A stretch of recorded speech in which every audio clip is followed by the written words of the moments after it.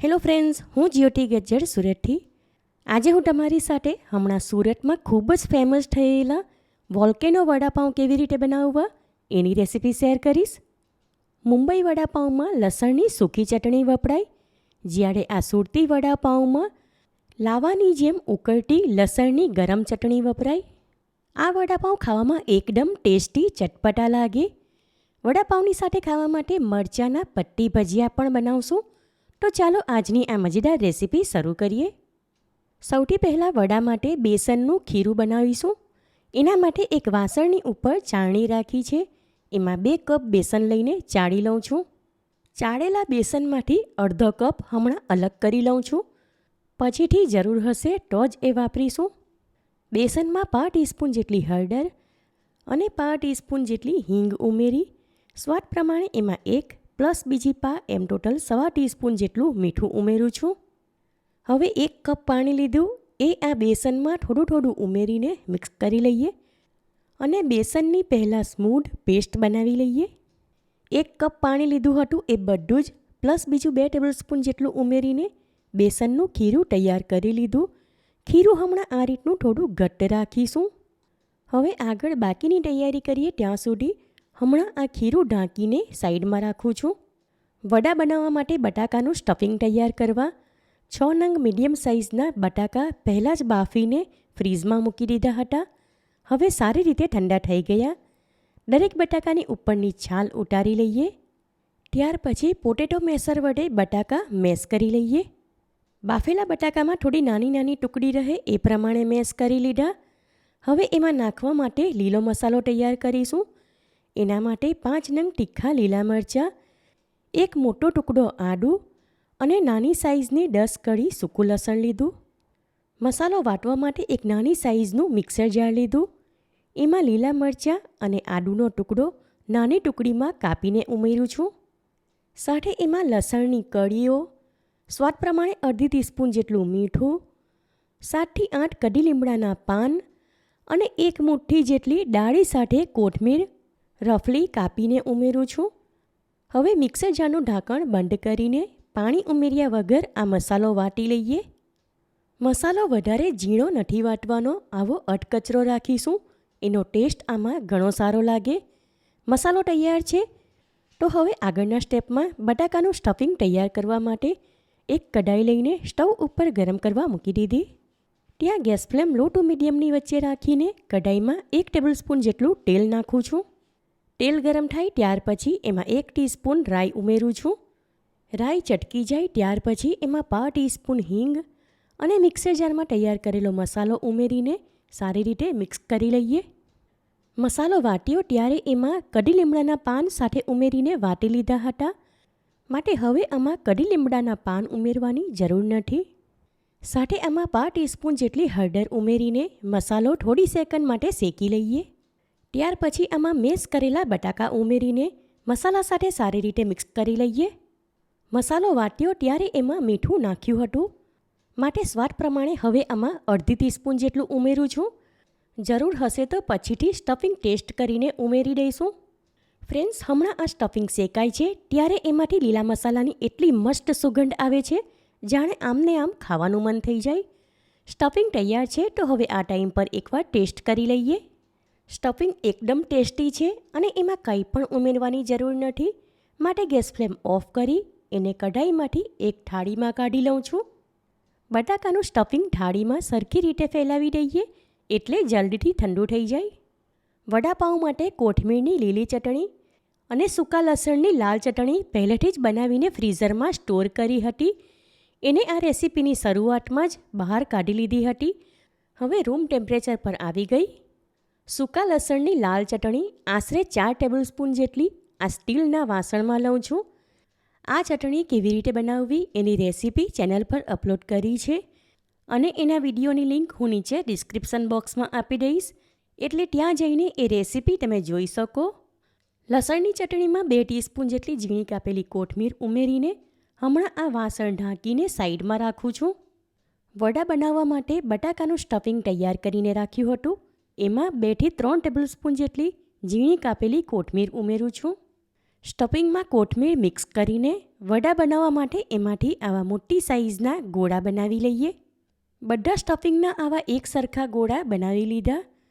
મરચાંના પટ્ટી ભજીયા બનાવવા માટે માર્કેટમાં મોટી સાઇઝના સાધારણ તીખા મરચાં મળે એ લીધા. મરચાં સારી રીતે ધોઈને ઉપરનો ડીચવાળો ભાગ કાપીને હટાવી દીધો. ત્યારબાદ દરેક મરચાંને વચ્ચેથી એક સરખા 2 ભાગમાં કાપીને અંદરના બીજ હટાવી દીધા. વડા ફ્રાય કરવા માટે બીજી તરફ એક કઢાઈમાં તેલ લઈને સ્ટવ ઉપર ગરમ કરવા મૂકી દીધું. ત્યાં ગેસ ફ્લેમ હમણાં મીડિયમ તરફ રાખું છું એટલે તેલ જલ્દીથી ગરમ થઈ જાય. વડા માટે બેસનનું ખીરું બનાવીને રાખ્યું હતું. એમાં 1/2 ટીસ્પૂન ખાવાનો સોડા નાખું છું. એની ઉપર અડધો પ્લસ અડધો એમ ટોટલ 1 ટેબલસ્પૂન જેટલું હુંફાળું તેલ નાખીને ખીરુંમાં સોડા અને તેલ સારી રીતે મિક્સ કરી લઈએ. સાથે આ ટાઈમ પર ખીરુંની કન્સિસ્ટન્સી પણ ચેક કરી લેવી. વધારે ઘટ્ટ હોય તો પાણી નાખીને એડજસ્ટ કરવું અને ખીરું પાતળું લાગે તો સાઈડમાં અડધો કપ બેસન રાખ્યું હતું એમાંથી જરૂર મુજબ આમાં ઉમેરીને મિક્સ કરી લેવું. ખીરુંની કન્સિસ્ટન્સી પરફેક્ટ છે. હમણાં એને સાઈડમાં રાખું છું અને આગળ એક વાસણમાં લસણની ચટણી લઈને રાખી હતી. એમાં હવે ગરમા ગરમ તેલ ઉમેરું છું. ચટણીમાં આશરે 3 ટેબલસ્પૂન જેટલું ગરમા ગરમ તેલ ઉમેર્યું. વોલ્કેનો વડાપાઉંમાં મેઇન આ લાવા જેવી ગરમા ગરમ લસણની ચટણી. એમાં ગરમ તેલ નાખવાનું હોવાથી સ્ટીલના વાસણમાં લીધી હતી.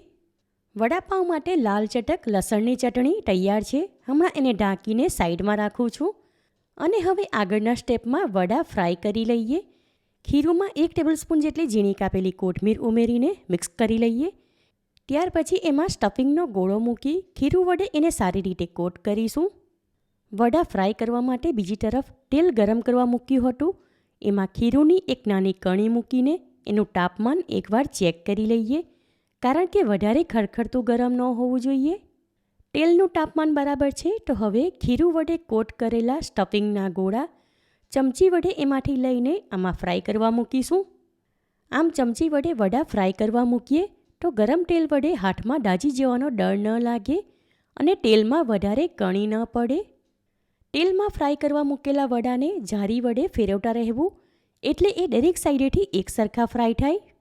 હવે થોડીવાર પછી આ ફર્સ્ટ બેચના વડા ગોલ્ડન કલરના ફ્રાય થઈ ગયા માટે એને તારવાળી જારીમાં લઈને પેપર નેપકિન પર મૂકું છું અને આ જ પ્રમાણે બાકીના વડા ફ્રાય કરી લઈએ. બધા જ વડા ફ્રાય કરી લીધા. હવે મરચાંના પટ્ટી ભજીયા બનાવવા માટે જે ખીરું બચી ગયું એમાં મરચાંની પટ્ટી ઉમેરીને એના વડે સારી રીતે કોટ કરી લઈએ. હવે આ ખીરું વડે કોટ કરેલી મરચાંની પટ્ટી ફ્રાય કરવા માટે એક એક હાથમાં લઈને ગરમ તેલમાં મૂકું છું. એકવાર કઢાઈમાં એકસાથે જેટલી આવે એટલી હમણાં બાકીની બીજા બેચમાં ફ્રાય કરીએ. મરચાંની પટ્ટી પણ જારી વડે ફેરવતા રહી ગોલ્ડન કલરની ફ્રાય કરી લઈએ. ફ્રેન્ડ્સ, વડા અને મરચાંની પટ્ટી ફ્રાય કરી એટલે ઘરમાં એટલી મસ્ત સ્મેલ આવવા લાગી. સાચું કહું તમને, મને તો તરત જ આ વડાપાઉં ખાવાનું મન થઈ ગયું. હવે થોડીવાર પછી આ મરચાંની પટ્ટી ગોલ્ડન કલરની ફ્રાય થઈ ગઈ માટે એને પણ તારવાળી જારીમાં લઈને હમણાં એક ડીશમાં રાખું છું અને આ જ પ્રમાણે બાકીની પટ્ટી ફ્રાય કરી લઈએ. ગરમા ગરમ મરચાંની પટ્ટી ઉપરથી ક્રિસ્પી અને અંદરથી પોચી સાથે વડા પણ તૈયાર છે. તો હવે વડાપાઉં એસેમ્બલ કરીએ. અડધો કપ બેસન સાઈડમાં રાખ્યું હતું એ વાપરવાની જરૂર ન પડી. જેટલું ખીરું બનાવ્યું હતું એમાંથી જ વડા અને મરચાંની પટ્ટી તૈયાર થઈ ગઈ. વડાપાઉં એસેમ્બલ કરવા મેં અહીં મોટી સાઇઝના લાડી પાઉં લીધા. દરેક પાઉં છૂટા પાડીને હવે એક એક પાઉં હાથમાં લઈ એને વચ્ચેથી આ રીતે કાપી લઈએ. એના બંને ભાગમાં બટર લગાવું છું. તમારે અહીં દેશી ઘી વાપરવું હોય તો વાપરી શકાય. આ પ્રમાણે બાકીના પાઉંને વચ્ચેથી કાપીને એમાં બટર લગાવી દઈએ. પાઉં શેકવા માટે મેં અહીં એક મોટી સાઇઝનો નોનસ્ટિક તવો લઈને સ્ટવ ઉપર ગરમ કરવા મૂકી દીધો. ત્યાં ગેસ ફ્લેમ લો તરફ રાખીને તવામાં બરાબર વચ્ચે આશરે 1 થી 1.5 ટેબલસ્પૂન જેટલી લસણની ચટણી લઈને એમાં 2 ટીસ્પૂન જેટલી લીલી ચટણી ઉમેરું છું. સાથે એમાં 1 ટીસ્પૂન જેટલું બટર ઉમેરીને મિક્સ કરી લઈએ. હવે તવાના વચ્ચેના ભાગમાં સર્કલમાં આ ચટણી સરખી રીતે ફેલાવી દઈએ. ત્યાર પછી બટર લગાવેલા પાઉં એક એક હાથમાં લઈ એના એક ભાગમાં આ ચટણી લગાવીશું. ત્યાર પછી પાઉંને ફરી ફોલ્ડ કરી આ તવા ઉપર સાઈડમાં ગોઠવીને મૂકું છું. આ પ્રમાણે બાકીના પાઉંમાં પણ વચ્ચે ચટણી લગાવીને તવા ઉપર ગોઠવીને મૂકી દઈએ. વોલ્કેનો વડાપાઉંમાં ખરો ટેસ્ટ આ ચટણીનો છે. રેગ્યુલર વડાપાઉંમાં ગ્રીલ કરેલા કે ચીઝવાળા તમે ખાધા હશે, પણ આ વોલ્કેનો વડાપાઉં એટલા ટેસ્ટી ચટપટા લાગે કે બસ ખાયા જ કરવાનું મન થાય. તવા ઉપર મૂકેલા પાઉં એકવાર પલટાવીને બંને સાઈડેથી પણ શેકી લઈએ. ત્યાર પછી આ શેકેલા પાઉં એક ડીશમાં લઉં છું. હવે દરેક પાઉંમાં વચ્ચે એક વડું મૂકીને ઉપરથી હલકે હાથે દબાવીશું. વડાપાઉં એસેમ્બલ કર્યા, પણ હવે એને કેવી રીતે સર્વ કરવાના એ પણ જોઈ લઈએ. કારણ કે રેગ્યુલર વડાપાઉં કરતાં આ વડાપાઉંને સર્વ કરવાની રીત જુદી. માટે એક ડીશમાં વડાપાઉં લઈને એને ચપ્પુ વડે એકસરખા 4 ભાગમાં કાપી લઈએ. ત્યાર પછી એની ઉપર 2 ચપટી જેટલો ચાટ મસાલો સ્પ્રિંકલ કરીને ઝીણી કાપેલી કોથમીર નાખું છું. વડાપાઉં સાથે ખાવા માટે સૂકા લસણની લાલ ચટણી અને કોથમીરની લીલી ચટણી સાથે લઈશું મરચાંની પટ્ટી. ચટણીમાં ઉપરથી ચાટ મસાલો નાખું છું. હવે આ તીખી ચટપટી ચટણી સાથે વડાપાઉં ખાઈશું. વાવ, સુપર! સુરતમાં ફેમસ થયેલા આ વોલ્કેનો વડાપાઉં એટલા ટેસ્ટી ચટપટા છે કે અમને તો ખાવાની બહુ જ મજા પડી. સ્પેશિયલ મસાલો તૈયાર કરીને બનાવેલા વડા સાથે ખાવા માટે મરચાંની પટ્ટી અને આ બંને ચટણીઓ, એના કારણે વોલ્કેનો વડાપાઉં ટેસ્ટમાં બેસ્ટ બન્યા. એકવાર તમે આ રીતે વોલ્કેનો વડાપાઉં ઘરે બનાવશો તો ગેરંટી સાથે કહું તમે બહારના ભૂલી જશો અને ઘરમાં નાના મોટા બધા જ વખાણ કરીને ખાશે. માટે આ રેસીપી તમે જરૂરથી ટ્રાય કરો. તમને મારી આ રેસીપી કેવી લાગી એ કમેન્ટ કરીને જણાવો. પસંદ આવી હોય તો વિડીયોને લાઇક અને શેર કરો. ચેનલ પર નવા હો તો સબસ્ક્રાઈબ કરીને બાજુમાં આપેલા બેલ આઇકન પર ક્લિક કરો, એટલે આવનાર દરેક નવી રેસીપીઓની જાણકારી તમને મળતી રહે. ફરી મળીશું એક નવી રેસીપી સાથે. ઈટ હેલ્ધી એન્ડ સ્ટે હેલ્ધી.